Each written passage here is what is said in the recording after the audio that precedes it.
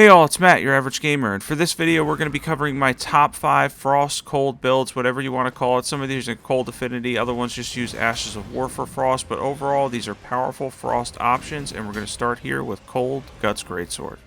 And of all the builds in this video, and there's 5 in total, as I just mentioned, it was the top 5, this is my favorite one. This is the one I've had the most fun with. By the way, Bleed and Frost I didn't include in this video, even though it is incredible. I'm going to leave a link to a build on my main channel, or a video on my main channel that has that build if you want to check it out. If you're wondering why, it's just so I can get away from Bleed for a little bit. I've been doing some like non-Bleed builds and stuff on this channel. There's so many Bleed builds, even on my channel, pretty much across YouTube. Since it's so good in Elden Ring, we're going to focus on different stuff here. This build is really fun. It uses a roar and altered charged attacks. It's on New Game Plus 7, Journey 29, by the way, and one thing to mention here is the Guts Greatsword that we have is in Cold Affinity, and you get a status effect multiplier with Roars. We're using Braggart's Roar that gives you 3 times the amount of status effect. So in most cases on the altered charge attacks, it's just 1, sometimes 2 hits to proc Frost, which is incredible, and then after you get the debuff, you get 20% additional damage. In a second here, we're going to go over equipment, stats, everything you need to know. For equipment, we have the big Greatsword and Cold Affinity with Braggart's Roar. We're using the Highland Axe for its passive, any seal for buffs. You can check out the armor set there. Ritual Sword and Shield Talisman, Roar Medallion, Axe Talisman, Spike Crack Tier, Faith Tier. Let's jump into stats. For stats, we're still getting a B in Strength and Cold Affinity, so we have 66 Strength, which with the 1.5 times bonus will give us 99 Strength. We're using Golden Vow, Flame Grant Me Strength. We have 60 Vigor, 35 Endurance, 20 Mind, 25 Faith with the Faith Tier. And the next one up here I had to include because it's the most absurd frost and magic damage probably in the entire game, and in just one cast, if you buff this up with Terra Magica, Golden Bow, and Hellish Rebury, the Godskin Apostle goes down extremely fast. In a second here, we're going to go over equipment for this one.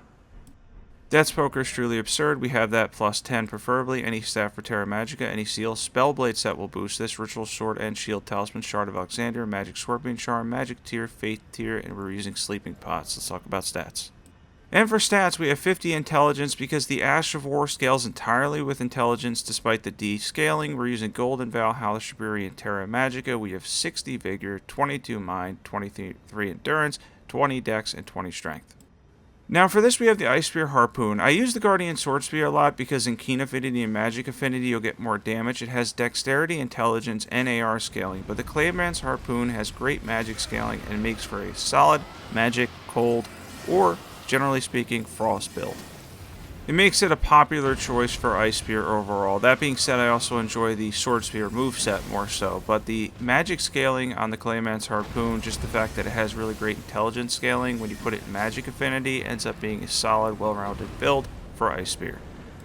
In a second here, we're going to go over stats, equipment, and everything you need to know to run a really powerful Ice Spear build. For this, we have the Clayman's Harpoon in Magic Affinity with Ice Spear, any staff, any seal. Spellblade set will boost this. Ritual Sword and Shield Talisman, Shard of Alexander, Magic Scorpion Charm, Magic Tier, Faith Tier. Let's talk about stats.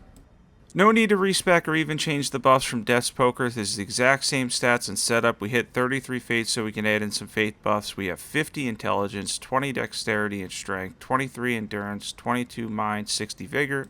And a much recommended build by me, Ice Spear is very reliable, powerful Ash of War. And the next one is my second favorite one on this list, and that's Fire and Frost. I did avoid Bleed and Frost because it's just kind of too OP, and we're leaning towards Bleed with that anyway, but for Fire and Frost, the whole concept is to be able to proc Frost multiple times. And we have the other Bandit Curve Sword in Flame Art, so you know what that means, right? It is Faith, Fire, and Frost. That's right, we have all that going on. We can get Frost and Fire damage, and we have a good amount of Faith, so if you want to throw in any incantations with this build, you could do so as well. This is a powerful one too because on the right hand, the Flame Art Sword for the Bandit Curve Sword, we're going to have over 700 AR once it's lit on fire, and the offhand one's just going to scale a little bit with Dex and Intelligence. We're going to jump into equipment now.